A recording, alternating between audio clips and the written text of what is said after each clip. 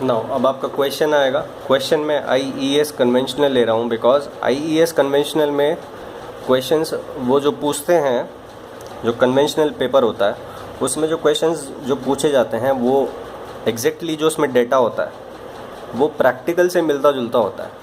ठीक है, सो ऐसा नहीं है कि R1 एंड R2 के वैल्यू वो कुछ भी रख के दे देंगे और आपसे बोलेंगे कि सॉल्व करो सर्किट को या सॉल्व करो क्वेश्चन को जो भी है। ठीक है, सो जो भी क्वेश्चन होगा कन्वेंशनल का उसमें R1 एंड R2 जो होगा, अगर उसने R1 मेंशन किया है 0.2 ओम्स, सो एक्चुअल कंडीशन में भी इतना ही लगभग होता होगा। ठीक है, R2 अगर उसने मेंशन किया 2 milli ohms, so actual condition में यही होता होगा। ठीक है, सो इसी ऑर्डर का रेजिस्टेंस होता है। ये प्राइमरी रेजिस्टेंस है, ये सेकेंडरी वाइंडिंग रेजिस्टेंस है। सो वाइंडिंग रेजिस्टेंस आप देख रहे हैं सेकेंडरी का मिली ओम्स में है, इसका प्राइमरी का ओम्स में है। ठीक है, बट यहाँ आप देखें दैट ये जो RC है जो कैसे कैलकुलेट करना होता है, यूजिंग सम एक्सपेरिमेंट कैलकुलेट करना होता है। ठीक है, ये जो RC है ये किलो ओम्स में है। ये किलो ओम्स में है वो इसीलिए है क्योंकि आपको पता होगा रेजिस्टेंस ज़्यादा होगा तभी करंट कम होता है। ठीक है, एंड ये RC किसको रिप्रेजेंट करता है? कोर लॉसेस को। Losses means heat means resistance है ना, तो रियल पावर है ना। सो जो भी कोर लॉसेस हो रहे हैं, hysteresis and eddy current losses, उसका ये रिप्रेजेंटेटिव है। ठीक है, सो कोर लॉसेस इतने ज़्यादा नहीं होते। ठीक है, सो ज़्यादा नहीं होते दैट मीन्स जो करंट आनी चाहिए IC वो कम आनी चाहिए। लॉसेस ज़्यादा नहीं होते ट्रांसफार्मर में, core losses are very minimum, बहुत कम छोटे से अमाउंट के होते हैं।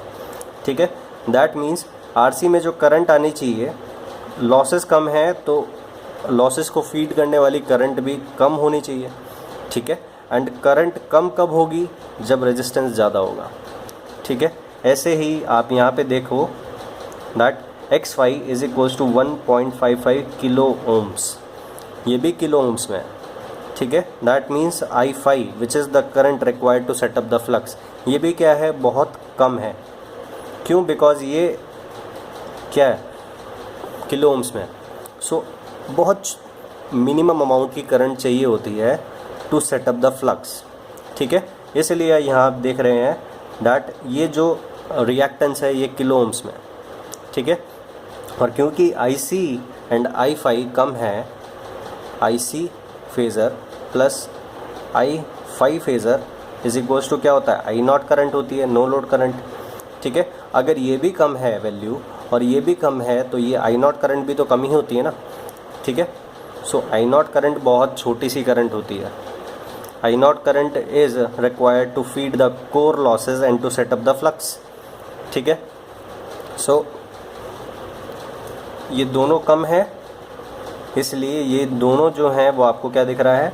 क्योंकि ये क्या है? ओम्स में है। करंट कम होगी, कब होगी कम? जब रिएक्टेंस ज़्यादा होगा। IC कम होगा कब? जब RC ज़्यादा होगा। ठीक है, अब एक और चीज़ आप देखें दैट यहाँ कुछ भी प्राइमरी एंड सेकेंडरी का मेंशन नहीं है। ये क्या है? This is HV, this is LV। ठीक है, ये रेटेड वोल्टेज आप सोच रहे होंगे इस तरह से। सबसे पहले ये जो रेशियो है 2400/240, आप साथ में देख रहे हैं दैट वोल्ट्स यहाँ पे लिखा हुआ है। ठीक है, ठीक है, 2400/240। अब ये जो रेशियो होता है ये NHV/NLV के बराबर होता है। दैट मीन्स ये जो भी यहाँ उसने दिया हुआ है नेम प्लेट रेटिंग में, ठीक है, नेम प्लेट रेटिंग में जो वोल्टेज रेशियो है that is also equal to turns ratio, that is A। So A कितना आया? A आया आपका 240 या आया आपका 10। ठीक है, फिर उसके बाद अब समझते हैं 2400 वोल्ट्स, 240 वोल्ट्स एंड 150 kVA ये नेम प्लेट रेटिंग जो भी है उसका क्या मतलब है। उससे पहले मैं आपको बताना चाहूँगा, अभी के लिए ये सोचें 2400 वोल्ट्स, क्योंकि उसने कुछ भी मेंशन नहीं करा, यानी कि ये प्राइमरी साइड है एंड सेकेंडरी साइड आपका कौन सा है, 240 वोल्ट साइड यानी कि low voltage side. So primary is your HV side, secondary is your LV side. ठीक है, प्राइमरी की साइड वोल्टेज ज़्यादा होता है एंड सेकेंडरी की साइड HV साइड वोल्टेज ज़्यादा होता है, LV साइड वोल्टेज कम होता है. ठीक है. नाउ करंट जो है I1 करंट, ठीक है, इस साइड जो करंट होगा वो कम होगा एंड इस साइड I प्राइमरी, इस साइड जो करंट होगा वो ज़्यादा होगा. वोल्टेज हाई वोल्टेज साइड ज़्यादा होता है बट करंट कम होता है. लो वोल्टेज साइड वोल्टेज कम होता है बट करंट ज़्यादा होता है. ठीक है. नाउ करंट कम कब होगा, जब रेजिस्टेंस ज़्यादा होगा. That means resistance of the primary is more than resistance of the secondary. ठीक है. कब, जब primary is your HV side and secondary is your LV side. And ये आप डेटा से भी देख सकते हैं that R1 is equals to 0.2 ohms and R2 is equals to 2 milli ohms. ठीक है, ये आप डेटा से भी देख सकते हैं. सेकेंडरी साइड वोल्टेज कितना है, 240. वोल्टेज कम है, करंट ज़्यादा होगा एंड वोल्टेज ज़्यादा है, रेजिस्टेंस ज़्यादा होगा. रेजिस्टेंस ज़्यादा है, ये आप रेजिस्टेंस कम होगा. ठीक है, एंड रेजिस्टेंस कम होगा दैट मीन्स ये आप डेटा से आपको दिख रहा है. अब उसके बाद मैं आपको कुछ चीज़ बताना चाहूँगा, वो है सबसे पहले 150 kVA का क्या मतलब है. ठीक है, उससे पहले मैं आपको एक क्या बताऊँगा, सबसे पहले मैं स्कीमेटिक बनाऊँगा ट्रांसफार्मर का. ठीक है, सो मैं स्कीमेटिक बनाता हूँ. So this is your schematic. ठीक है, यहाँ से जो करंट आता है उसको हम I1 बोलते हैं.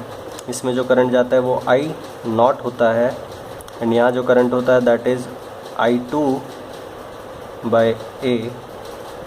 ठीक है, and this current is I2 dash I2 and this is your load. Load के अक्रॉस जो वोल्टेज है दैट इज़ V2. सो अभी ये एग्जैक्ट इक्विवेलेंट सर्किट नहीं है. ठीक है, इस क्वेश्चन को आप स्कीमेटिक से भी कर सकते हैं, इस क्वेश्चन को आप एग्जैक्ट इक्विवेलेंट सर्किट से भी कर सकते हैं. सो रेटिंग समझाने के लिए मैं इस सर्किट का यूज़ करूँगा. सो सबसे पहली बात, जो यहाँ क्वेश्चन लिखा हुआ है उसमें आप देख रहे हैं that operating this transformer is operating eight rated load. Rated load means rated KVA. Rated KVA means like this. ये जो है वो क्या है, रेटेड KVA. ठीक है, rated KVA is rated load and rated load कहाँ होता है, लोड आउटपुट पे होता है ना, लोड आउटपुट साइड पे होता है. दैट मीन्स ये जो 150 KVA है, तो ध्यान रखना ये जो भी नेम प्लेट रेटिंग में KVA होता है दैट इज़ रेटेड आउटपुट. ये रेटेड आउटपुट होता है. जिस भी बुक में रेटेड इनपुट लिखा है उसको कभी मत पढ़ना बुक को. जिस बुक में रेटेड आउटपुट लिखा है वो सही है.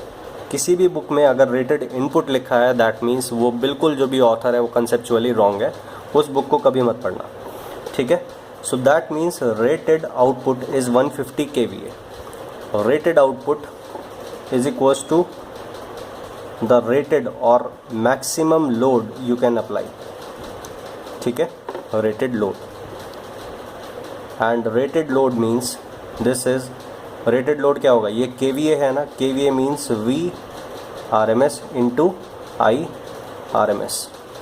ठीक है, so that means V2 into I2. Rated output क्या होगा, V2 इंटू I2 होगा ना रेटेड आउटपुट KVA में. सो that means 150 KVA is V2 into I2. और ये ध्यान रखना ये फेज़र नहीं है. क्यों, बिकॉज ये KVA है. KVA में RMS वैल्यू लेनी होती है एंड जब ऊपर बार नहीं लगा है दैट मीन्स मैं V2 का RMS वैल्यू ले रहा हूँ एंड I2 के ऊपर बार नहीं है दैट मीन्स मैं I2 का RMS वैल्यू ले रहा हूँ.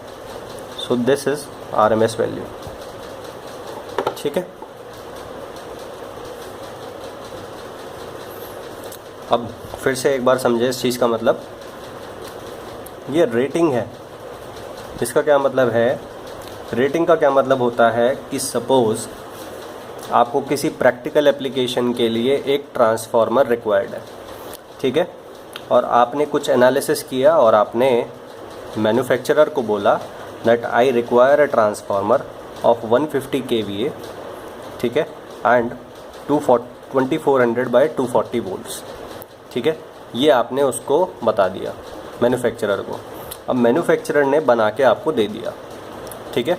अब मैन्युफैक्चरर ने जब आपको बना के दिया तो वो नेम प्लेट पे ये रेटिंग रखेगा, ठीक है। अब इस नेम प्लेट रेटिंग से वो क्या गारंटी आपको दे रहा है, ये मैं आपको समझाना चाह रहा हूँ, ठीक है। आपने उसको बताया कि भैया मुझे इस रेटिंग का चाहिए, उसने बना दिया और उसने नेम प्लेट पे इसको छपवा दिया। अब उसने जब छपवाया दैट मीन्स वो गारंटी दे रहा है दैट ये होगा। अब ये होगा, इसका क्या मीनिंग है? इसका ये मीनिंग है कि जो मैन्युफैक्चरर है जब वो आपके पास ट्रांसफार्मर लेके आया, ठीक है, जो मैन्युफैक्चरर है वो रेडी में लेके आया भैया ट्रांसफार्मर, बहुत छोटा सा ट्रांसफार्मर है, 1000 रुपये का, ठीक है। वो ट्रांसफार्मर लेके आया, ठीक है, और वो आपको कह रहा है कि भैया मैं आपको गारंटी दे रहा हूँ that my transformer will deliver you 150 kVA rated output, ठीक है। मैं गारंटी देता हूँ कि इतना आउटपुट आपको टर्मिनल्स पे मिलेगा। ध्यान रखना, टर्मिनल मीन्स आउटपुट, ठीक है। और क्योंकि ये रेटिंग है इसलिए रेटेड आउटपुट, ठीक है। आउटपुट पे लोड लगता है, ठीक है, और जो लोड आप मैक्सिमम लगा सकते हैं वो कितना है, इतना है, ठीक है। इससे ज़्यादा नहीं लगाना है, बिकॉज इससे ज़्यादा लगाओगे तो ये रेटिंग नहीं है ना इसका भैया। ये किसके हिसाब से डिज़ाइन है? This is designed to give you 150 kVA maximum, ठीक है। इस ऑपरेटिंग कंडीशन पे ये रेटेड आउटपुट जाएगा तब ये नियरली मैक्सिमम एफिशिएंसी पे काम कर रहा होगा, ठीक है। एक चीज़ ध्यान रखना, ratings correspond to maximum efficiency, ठीक है। रेटिंग्स का मतलब होता है कि अगर आप अपने जो डिवाइस है उसको रेटिंग्स पे ऑपरेट करोगे तो वो आपको नियर टू मैक्सिमम एफिशिएंसी आपको देगा, ठीक है। इसका ये मतलब हुआ कि मैन्युफैक्चरर ने आपको आके बोला कि भैया ये ट्रांसफार्मर है और उसकी नेम प्लेट पे लिखा हुआ है 150 kVA। दैट मीन्स मैन्युफैक्चरर आपको बोल रहा है कि भैया मैं गारंटी दे रहा हूँ कि ये जो मेरा ट्रांसफार्मर है जो मैंने बनाया है वो आपको गारंटीड इतना kVA आपको आउटपुट टर्मिनल्स पे देगा। Output terminals means V2 into I2 और दोनों क्या है, RMS वैल्यू है, ठीक है। दिस इज़ रेटेड आउटपुट, ठीक है। नाउ अब आपको समझना है दैट 2400 वोल्ट्स बाय 240 वोल्ट्स आपको किस तरह से समझना है, ये उसने नेम प्लेट पे लिखा हुआ है, ठीक है।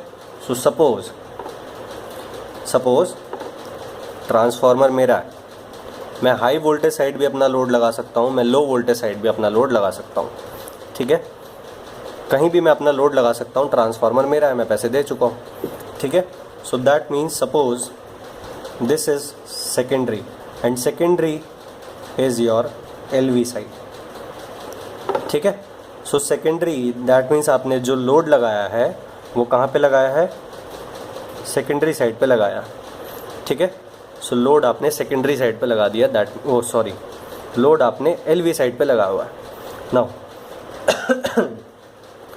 अब रेटिंग का क्या मतलब हुआ, अगर आपने लोड आपने LV साइड पे लगाया है, दैट मीन्स ये लो वोल्टेज कौन सा है इनमें से, 240 वोल्ट्स, ठीक है। जो भी रेटिंग है वो हमेशा आउटपुट होता है, ठीक है। नाउ आउटपुट वोल्टेज क्या है, V2, ठीक है। V2 is equals to 240 volts, this is your rated terminal voltage on secondary side, ठीक है।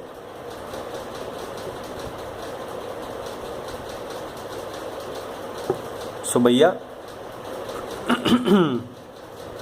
Terminal voltage on secondary side if secondary is your LV side, ठीक है। अब मैं मैन्युफैक्चरर की टर्म्स में बोलता हूँ कि अगर मैन्युफैक्चरर आके बोलेगा तो किस तरह से बोलेगा। मैन्युफैक्चरर आके बोलेगा, सपोज मैन्युफैक्चरर आया ट्रांसफार्मर लेके एंड जो कस्टमर है उसने बोला कि भैया मुझे जो लोड है वो LV साइड पे लगाना है। अब मैन्युफैक्चरर ने बात सुन ली। अब मैन्युफैक्चरर ये बोलेगा कि अगर आपको भैया लोड LV साइड पे लगाना है देन मैं गारंटी देता हूँ कि आपको 240 वोल्ट्स टर्मिनल वोल्टेज मिलेगा एंड 240 वोल्ट्स पे आप क्या कर सकते हैं, आप 240 वोल्ट्स पे V2 is equals to 240 volts पे रेटेड आउटपुट दे सकते हैं। ठीक है, 240 वोल्ट्स पे आप रेटेड लोड लगा सकते हैं। उसके लिए आप प्राइमरी पे कितना लगाना पड़ेगा वो आपने अपने हिसाब से देख लेना। ठीक है, ध्यान रखना, रेटेड लोड लगाया हुआ है, दैट मीन्स यहाँ पे 150 kVA लोड ले रहा है। ठीक है, यहाँ 150 kVA ले रहा है, सिर्फ लोड को 150 kVA रिक्वायर्ड है। दिस इज़ रेटेड लोड, इसलिए लोड 150 kVA ले रहा है। ठीक है, जो कि नेम प्लेट पे लिखा हुआ है। अब ये अकेला लोड 150 kVA ले रहा है, इस R2 को भी कुछ चाहिए, इस X2 को भी कुछ चाहिए, इस ट्रांसफार्मर ये आइडियल पार्ट है, इसको कुछ नहीं चाहिए, बाकी ये जो पार्ट है इसको भी कुछ पावर चाहिए। ठीक है, सो दैट मीन्स ये जो है V1 इंटू I1, ये जो अपेरेंट पावर होगा, ठीक है, this is apparent power input, ये क्या होगा, ग्रेटर देन 150 kVA होगा। क्यों भैया, क्योंकि 150 kVA अकेला लोड को जा रहा है, वो भी प्राइमरी से आएगा। एंड जो बीच में लॉसेस वगैरह हैं, जो फ्लक्स सेटअप करने के लिए पावर चाहिए, रिएक्टिव पावर, वो सब भी तो प्राइमरी भेजेगा ना। ठीक है, सो यहाँ 150 kVA आपको गारंटीड मिलेगा। ठीक है, प्राइमरी साइड पे 150 kVA से ज़्यादा जा रहा है वो आप देख लेना, बट मैं गारंटी दे रहा हूँ कि 150 kVA आपको आउटपुट टर्मिनल्स पे मिल जाएगा आपके लोड की साइड। ठीक है, ये आपको मैन्युफैक्चरर बोल रहा है। नाउ हाँ, अब भैया मैन्युफैक्चरर आया, कस्टमर ने उसको बोला कि भैया मैं लोड अपना लो वोल्टेज साइड लगा रहा हूँ। तो मैन्युफैक्चरर बोलेगा कि भैया आप जो ये 150 kVA है, ये 150 kVA आपको मिल जाएगा आउटपुट पे एट 240 वोल्ट्स, ये मैं आपको गारंटी दे रहा हूँ।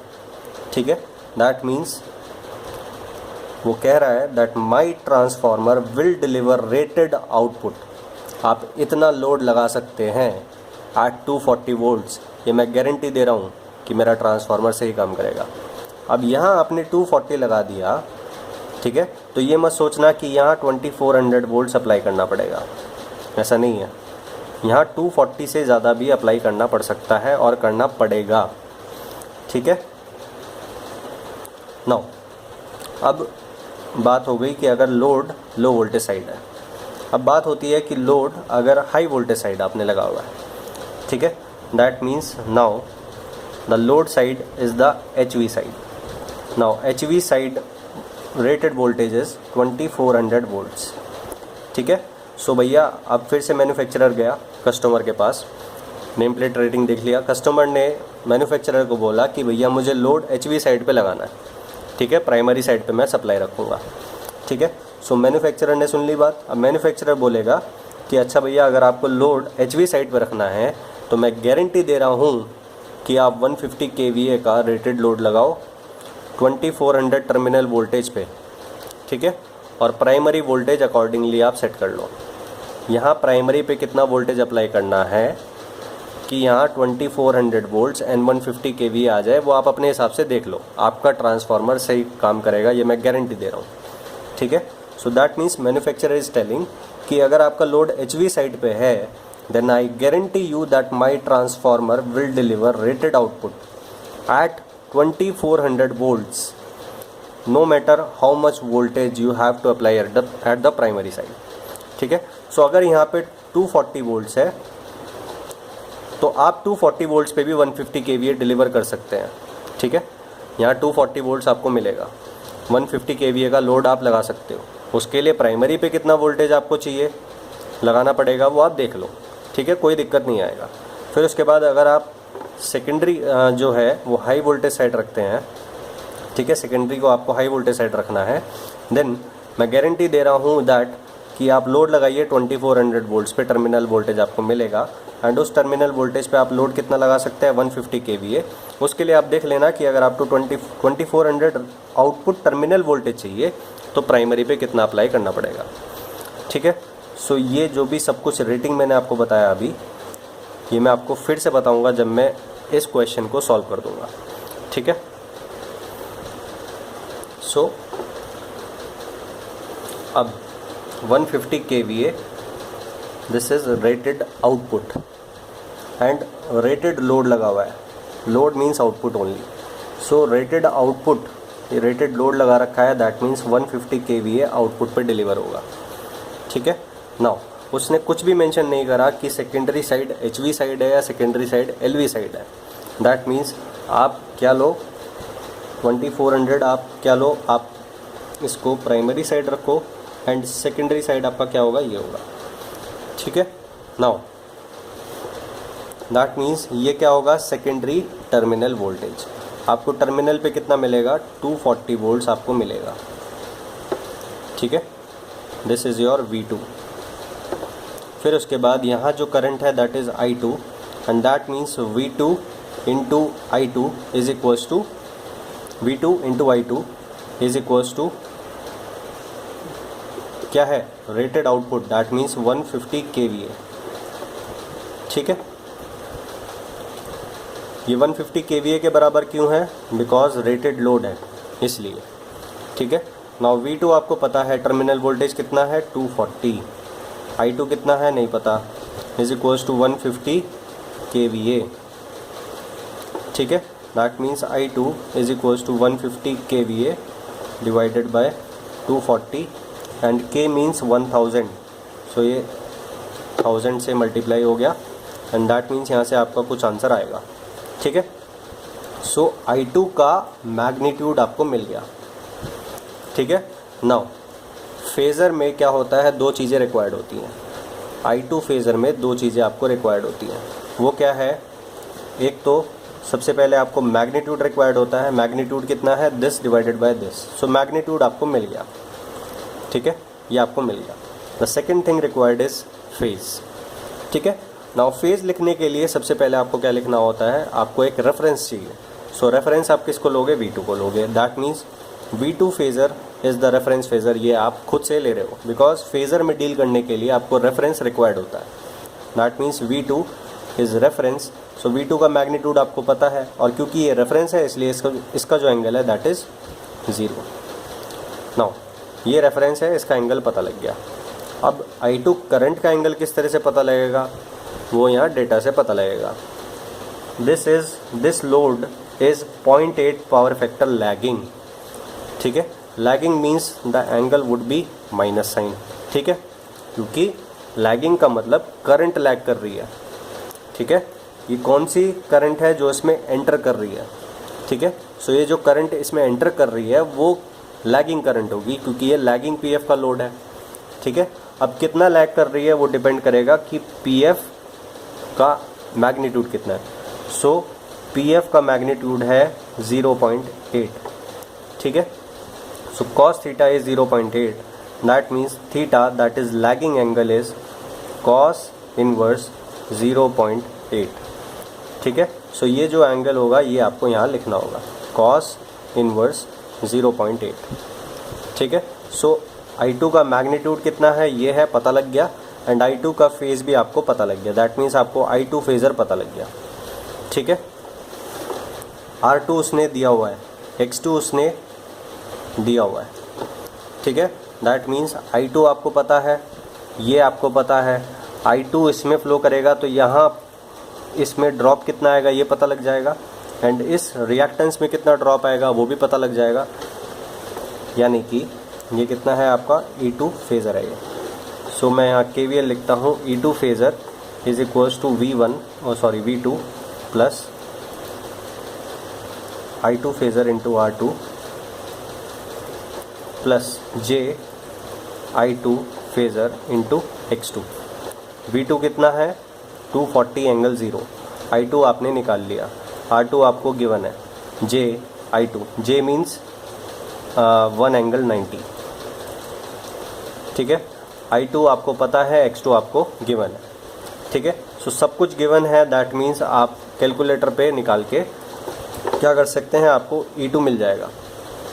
ठीक है, सो E2 का मैग्नीट्यूड भी मिल जाएगा आपको, E2 का फेज़ भी मिल जाएगा। ठीक है, नाउ जब E2 का मैग्नीट्यूड एंड फेज़ मिल गया तो आपको E1 भी मिल जाएगा। ठीक है, सो आपको यहाँ से E1 मिल जाएगा, कैसे, ए इंटू E2 से मल्टीप्लाई करके, ठीक है। सो यहाँ से आपको E2 से E1 मिल गया बिकॉज ए कितना है, ए इज़ 10, ठीक है। नाउ अब E1 मिलने के बाद अब आप क्या निकाल सकते हैं, E1 मिलने के बाद अब एक और चीज़ आप निकाल सकते हैं, that is I2 by A. I2 आपको पता है तो I2 बाई ए कितना होगा, I2 डिवाइडेड बाई 10, ठीक है। E1 पता है इसलिए E1 divided by RC, RC आपको पता है, E1 पता है। E1 phasor divided by RC is IC phasor. E1 is across x5, that means E1 divided bye x5, E1 phasor divided bye x5 कितना होगा, I5 होगा, ठीक है। IC phasor plus I5 phasor आपको I0 पता लग जाएगा। सो आपको ये करंट भी पता लग गई एंड आपको ये करंट भी पता लग गई। ये करंट इस डायरेक्शन में जा रही है, ये करंट नीचे के डायरेक्शन में जा रही है। सो यहाँ से आने वाली करंट जो I1 है, I1 is equals to this phasor plus this phasor. ये फेज़र आपको पता लग गया, ये फेज़र भी आपको पता लग गया, तो आपको I1 फेज़र पता लग जाएगा। I1 फेज़र पता लगेगा तो ये करंट यहाँ क्या ड्रॉप करेगी एंड यहाँ क्या ड्रॉप होगा ये भी पता लग जाएगा, एंड यहाँ ड्रॉप पता लग गया तो आपको V1 पता लग जाएगा, ठीक है। सो मैं सॉल्व करके क्यों नहीं बता रहा हूँ, बिकॉज मैं आपको एग्जैक्ट इक्विवेलेंट सर्किट से सॉल्व करके बताऊँगा, ठीक है। मैंने अभी तक आपको इसलिए नहीं बताया क्योंकि मैं एग्जैक्ट इक्विवेलेंट सर्किट से आपको सॉल्व करके बताना चाहता हूँ, ठीक है। नाउ अब मैं आपको एग्जैक्ट इक्विवेलेंट सर्किट से पूरा क्वेश्चन सॉल्व करके बताऊँगा, ठीक है। सो अब ये क्या है, ये एग्जैक्ट इक्विवेलेंट सर्किट नहीं है, ये स्कीमेटिक है, ठीक है। इस स्कीमेटिक जो भी मैंने अभी तक आपको सॉल्यूशन बताया वो आप इस जो अभी तक मैंने बताया, जो मैंने सॉल्व नहीं करा, मैंने आपको लैंग्वेज में ही बता दिया कि इस तरह से सॉल्व हो सकता है, ठीक है। वो आप करके देख सकते हैं जब मैं ये जो सेकंड मेथड है वो आपको बता दूंगा यूजिंग एग्जैक्ट इक्विवेलेंट सर्किट, ठीक है। सो अब क्या है एग्जैक्ट इक्विवेलेंट सर्किट में आपको पता है कि हम यहाँ ये जो प्राइमरी है N1 टर्न्स के हिसाब से एंड सेकेंडरी N2 टर्न्स के हिसाब से है, तो ये जो सेकेंडरी है अब मुझे N1 टर्न्स के हिसाब से बनाना होगा, ठीक है। सो N2 के हिसाब से ये क्वांटिटीज़ हैं, तो N1 के हिसाब से क्या होगा, P2 dash, R2 dash, X2 dash, I2 dash and V2 dash, ठीक है। नाउ अब ये जो E2 डैश है, R2, X2 डैश, ये सब अब मुझे निकालने होंगे। सो निकालने होंगे दैट मीन्स आपको किस तरह से करना होगा ये देखते हैं। सबसे पहले E2 डैश, ठीक है। नाउ अब ध्यान रखना, आप 2 मीन्स आप सेकेंडरी को रेफ़र कर रहे हो, 2 के ऊपर डैश है दैट मीन्स सेकेंडरी क्वांटिटीज़ को रेफ़र कर रहे हो प्राइमरी साइड पे, ठीक है। सो प्राइमरी साइड पे रेफ़र कर रहे हो and primary side is the HV side, ठीक है। HV साइड पे वोल्टेज होता है ज़्यादा, करंट होता है कम एंड रेजिस्टेंस होता है ज़्यादा, बस ये आपको ये याद रखना होगा। And one thing is A is greater than 1, ठीक है। नाउ अब E2 डैश क्या होगा ये आपको देखना है, ठीक है। उससे पहले आप सबसे पहले V2 डैश देखें। V2 क्या है, V2 is reference phasor, that means V2 is 240 angle 0, ठीक है।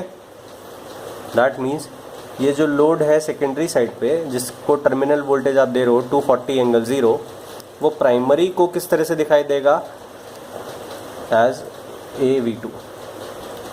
वो प्राइमरी को V2 डैश दिखाई देगा। V2 डैश मीन्स आप प्राइमरी की तरफ रेफ़र कर रहे हो एंड प्राइमरी की तरफ रेफ़र कर रहे हो यानी कि HV साइड रेफ़र कर रहे हो, ठीक है। HV साइड रेफ़र कर रहे हो दैट मीन्स वोल्टेज बढ़ना चाहिए, ठीक है। V2 को हाई वोल्टेज साइड रेफ़र करोगे तो रेफ़र होके बड़ा वैल्यू आना चाहिए, दैट मीन्स 240 एंगल 0। अब मैं मल्टीप्लाई बाय A करूं या फिर डिवाइड बाय A करूं। अगर आप मल्टीप्लाई बाय A करोगे and A is greater than 1 तो आपको V2 डैश क्या मिलेगा, ग्रेटर देन 240 वोल्ट्स, इसलिए आप A से मल्टीप्लाई करोगे, ठीक है। ध्यान रखना V2 इज़ 240 एंगल 0, ठीक है। अब आपको V2 को हाई वोल्टेज साइड रेफ़र करना है एंड हाई वोल्टेज साइड पे वोल्टेज को रेफ़र कर रहे हो, इसलिए जब रेफ़र करोगे तो आपको एक बड़ा वैल्यू मिलना चाहिए, ठीक है। सो ए इज़ इक्वल टू 10। अब बड़ा वैल्यू कैसे मिलेगा? 240 को 10 से मल्टीप्लाई करके मिलेगा या 240 को 10 से डिवाइड करके मिलेगा? मल्टीप्लाई करके, ठीक है। सो दैट मीन्स 2400 एंगल 0, ठीक है। ये सेकेंडरी की नज़र से है, ये प्राइमरी की नज़र से है। प्राइमरी को क्या दिख रहा होगा कि भैया लोड लगा हुआ है 2400, उसको टर्मिनल वोल्टेज मिल रहा है, ठीक है। नाउ आपको V2 डैश मिल गया। अब क्योंकि ये सब कुछ N1 टर्न्स के हिसाब से है तो ये मैग्नेटिक वॉल ख़त्म हो जाएगा एक तरह से। सो इसको इमेजिन नहीं करना, ये जो भी बीच में पार्ट है ये ख़त्म है, ठीक है। नाउ V2 डैश आपको मिल गया। नाउ अब बात आती है I2 डैश की। ये क्या है? Rated load. Rated load means V2 dash into I2 dash is rated output, and rated output और रेटेड लोड ही आपने लगा रखा है, दैट मीन्स 150 kVA का लोड है, ठीक है। 150 kVA मीन्स 150 इंटू 1000, ये K का मतलब क्या है? 1000। V2 डैश आपको पता है ये RMS वैल्यू है। RMS वैल्यू कितना है V2 डैश का?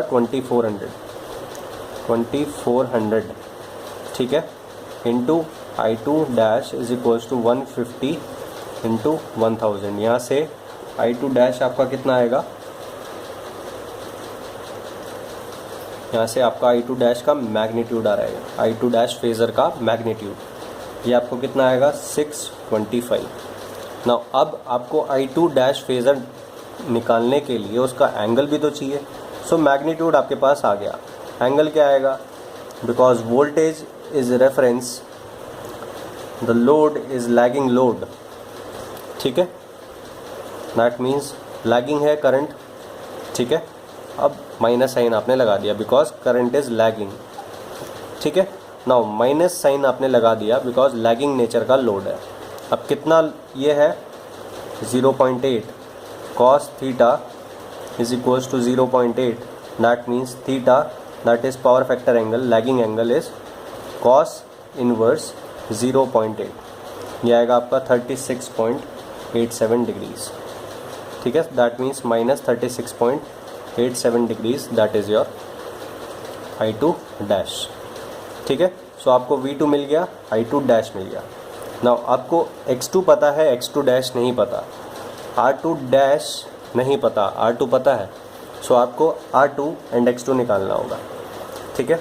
नाउ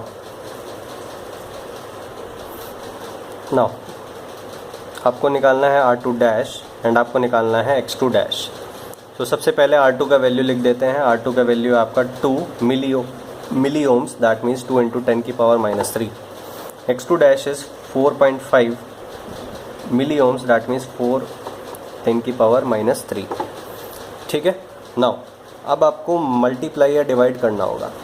सो आप सेकेंडरी को रेफ़र कर रहे हो, ठीक है। That means secondary quantities are refer to primary. Primary is your HV side and HV side पे रेजिस्टेंस ज़्यादा होता है। सो जब आप रेफ़र करोगे तो आपको बड़ा वैल्यू मिलना चाहिए।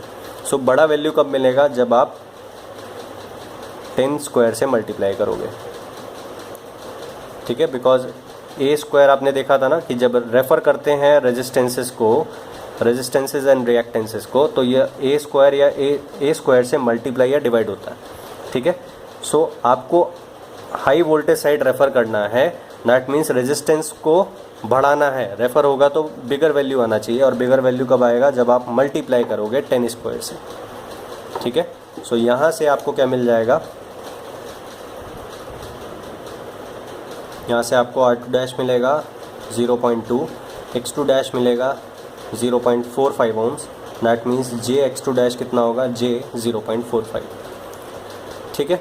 नाउ I2 डैश करंट इसमें फ़्लो कर रहा है। नाउ अब मैं डायरेक्टली KVL लगाऊंगा। So E2 dash phasor is equals to I2 dash phasor into R2 dash plus X2 dash plus V2 dash phasor, ठीक है। नाउ I2 डैश कितना होगा? I2 डैश का मैग्नीट्यूड आया था 625, नो 620, 62.5 होगा एंगल माइनस 36.87, ठीक है, इनटू R2 डैश कितना है 0.2 plus J 0.45 plus V2 dash कितना होगा 2400 एंगल 0, ठीक है। नाउ इसको डायरेक्टली आप साइंटिफिक कैलकुलेटर पे सॉल्व करोगे, देन आपको E2 डैश मिलेगा 2426.92 तो मैग्नीट्यूड होगा, एंड फेज जो होगा दैट इज़ 0.3540। दैट मीन्स यहाँ वोल्टेज कितना है 2400, यहाँ वोल्टेज कितना आया 26 हायर आया। क्यों? बिकॉज ये यहाँ से यहाँ तक ड्रॉप भी तो हो रहा है, सो इस डायरेक्शन में ड्रॉप हो रहा है, दैट मीन्स इस डायरेक्शन में क्या हो रहा होगा राइज, ठीक है। सो इसलिए ये जो पोटेंशियल आया E2 डैश जो वोल्टेज आया ये हायर आया, ठीक है। सो 2426.92 एंगल 0.354, ठीक है। नाउ अब उसके बाद E2 डैश किसके बराबर है E1 के बराबर है, सो E1 आपको मिल गया। फिर उसके बाद I2 डैश आपको पता ही है, दैट मीन्स ये आपको पता ही है I2 डैश इज़ I2/A, सो ये आपको पता है, ये आपको पता लग गया, E1 आपको पता लग गया, I2 डैश/A आपको पता है, ठीक है। नाउ E1 वोल्टेज जब आपको पता लग गया तो आपने सर्किट में देखा that E1 voltage is across RC and E1 voltage is also across X5, क्योंकि दोनों पैरेलल में है, ठीक है। सो दोनों के अक्रॉस E1 वोल्टेज है, दैट मीन्स ये जो E1 वोल्टेज है ये आपको पता है, and this voltage is across RC and this voltage is also across X5। अब ये मत सोचना कि RC एंड X5 को भी रेफ़र करना होगा, बिकॉज ये ऑलरेडी प्राइमरी की साइड है, जो सेकेंडरी में था उसी को ही रेफ़र करना है, ठीक है। जो सेकेंडरी में था उसी को ही प्राइमरी साइड पे रेफ़र करना है। So that means RC and X5 जो वैल्यूज़ गिवन है वही आपको यूज़ करना होगा, ठीक है। नाउ RC के थ्रू जो करंट है that is IC phasor, IC phasor is equals to E1 phasor divided by RC, I is equals to V/R, ठीक है। नाउ E1 कितना है आपका 2426.92, ठीक है। E1 फेज़र आपको पता है, RC भी आपको पता है, कितना है RC आपका 10 किलो ओम्स। यहाँ से आपको क्या मिलेगा IC मिल जाएगा, एंड IC आपका मिलेगा 0.2427 एंगल 0.35। ध्यान रखना क्योंकि रेजिस्टिव एलिमेंट है इसलिए voltage and current same phase में होंगे। सो जो एंगल यहाँ पे है वही एंगल आपको एग्जैक्टली यहाँ लिखना होगा और वही एंगल एग्जैक्टली यहाँ पे आएगा, ठीक है। नाउ अब आपको क्या मिल गया, आपको IC भी मिल गया, ठीक है। सो यहाँ से आप देख सकते हैं दैट IC कितना छोटा सा करंट है, 0.25 एम्पियर्स के अराउंड करंट है बस, ठीक है। एंगल पे ध्यान नहीं देना आपको। ये जो मैग्नीट्यूड है ये देखें कितना छोटा सा मैग्नीट्यूड है, ठीक है। क्यों? बिकॉज RC बड़ा है, ठीक है। बहुत थोड़ी सी रिक्वायरमेंट होती है to feed the core losses, इसलिए IC जो करंट होता है वो बहुत मिनिमम अमाउंट का होता है, ठीक है। नाउ अब उसके बाद आपको क्या निकालना है, E1 आपको पता है तो आप I5 भी निकाल सकते हो। I5 is equals to E1 divided by JX5। So इस J का ध्यान रखना, बिकॉज आप फेजर्स में डील कर रहे हो इसलिए फेजर डोमेन में रिएक्टेंस को JX5 लिखना होगा, ठीक है। E1 आपको पता है J इंटू X5 आपका है 1.55 इंटू 10⁻³ मिली ओम्स, ये है ना। दैट मीन्स यहाँ से आप कैलकुलेट करोगे देन आपको क्या मिल जाएगा, I5 आपको मिलेगा 1.56 एंगल माइनस 89.64। सो यहाँ से आप देख सकते हैं ये जो करंट है नीचे J है मीन्स नीचे एंगल 90 है। सो ऊपर कितना चला जाएगा, -90 होके जाएगा, ठीक है। ऊपर एंगल कितना है, E1 का एंगल है 0.354, नीचे एंगल कितना है 90। सो जब ऊपर जाएगा कितना एंगल हो जाएगा, -90। से 0.354 माइनस 90 होके कितना एंगल आया, कितना आया। ठीक है, सो आप करंट देख सकते हैं दैट ये जो करंट है ये कितना लैगिंग नेचर का है। ठीक है, जो वोल्टेज है, ये जो वोल्टेज है वो ज़ीरो की है। ठीक है, बट आपको जो लैगिंग देखना है वो उस वोल्टेज के रेस्पेक्ट में देखना है जो इसी एलिमेंट के अक्रॉस है। Even voltage is across x5, current through x5 is I5। So I5 जो करंट है वो इंडक्टर में है, इसलिए जो I5 करंट है ये आप देख रहे हैं that this is lagging by 90 degrees. 90 degree से लैग करेगा, किससे, E1 से। बट विद रिस्पेक्ट टू अगर आप V2 डैश देखें तो V2 डैश ज़ीरो है और ये कितना है, माइनस 89.64। हाईली लैगिंग नेचर की करंट है। ठीक है, क्यों, because this is the current which set up the flux which needs reactive watts to set up the flux. ठीक है, सो ये फ्लक्स को सेटअप कर रहा है। ये भी करंट बहुत छोटा सा करंट है। नाउ आपको IC भी मिल गया, I5 फेज़र भी आपको मिल गया। ठीक है, I5 फेज़र कितना हुआ आपका, I5 हुआ आपका 1.56 एंगल माइनस 89.64। ठीक है, now IC phasor plus I5 phasor is equals to I0। ये जो I0 फेज़र है ये दो पार्ट में डिवाइड हो रही है ये करंट, IC प्लस I5। ठीक है, I0 phasor is equals to I5 phasor plus IC phasor.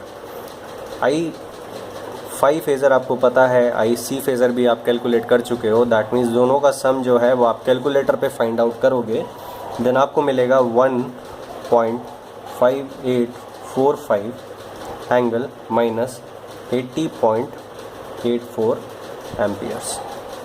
ठीक है, so this is your I0 current. I0 current भी आप देख सकते हैं, क्योंकि ये करंट भी बहुत छोटा सा करंट होता है, ये भी करंट छोटा सा करंट होता है, इसलिए I0 करंट भी बहुत छोटा सा मैग्नीट्यूड आया। ठीक है, नाउ I0 भी आपको मिल गया। सो I0 आपको कितना मिला, I0 आपको मिला 1.5845 एंगल माइनस 80.84 डिग्रीज। ठीक है, सो आप देख सकते हैं दैट I0 करंट जो है वो E1 के रेस्पेक्ट में, I0 करंट जो है वो E1 के रेस्पेक्ट में कितना लैग कर रहा है, नियरली 80 के अराउंड लैग कर रहा है। E0 का एंगल E1 का एंगल कितना है, E1 का एंगल है आपका 0.354। ठीक है, सो 0.354 एंड माइनस 80.84 में कितना डिफरेंस है, लगभग माइनस 81 डिग्रीज का डिफरेंस है। ठीक है, मैंने आपको ऑलरेडी बताया था दैट I0 करंट जो है वो अराउंड 80 डिग्रीज क्या करती है, लैग करती है किससे, E1 वोल्टेज से, जो कि इस मैग्नेटाइजिंग ब्रांच के अक्रॉस है। ठीक है, ये मैंने आपको बताया था that no load PF angle is around 80 to 85 degrees. ये प्रैक्टिकल डेटा है।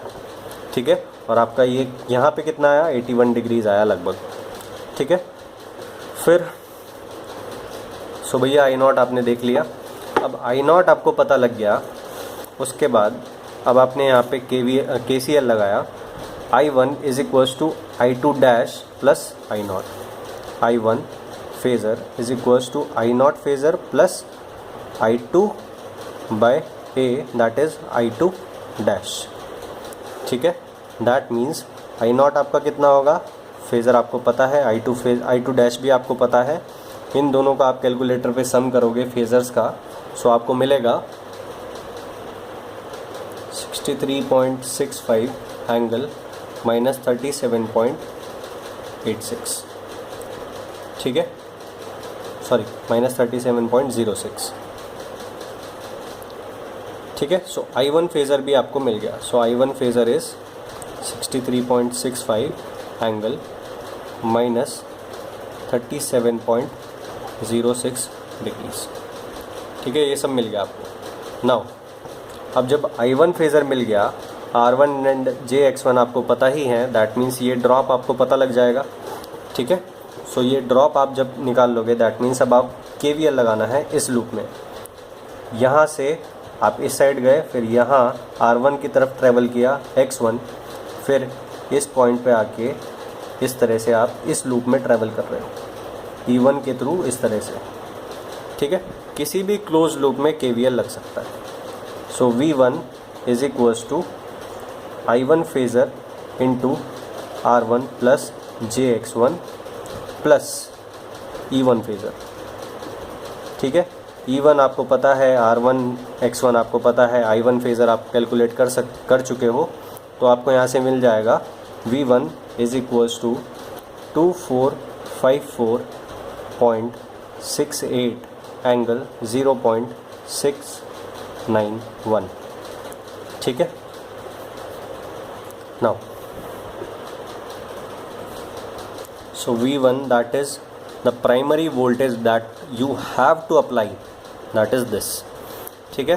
सो अब देखते हैं उसने बोला क्या था। अभी तक मैंने आपको कुछ भी नहीं बताया कि उसने पूछा क्या।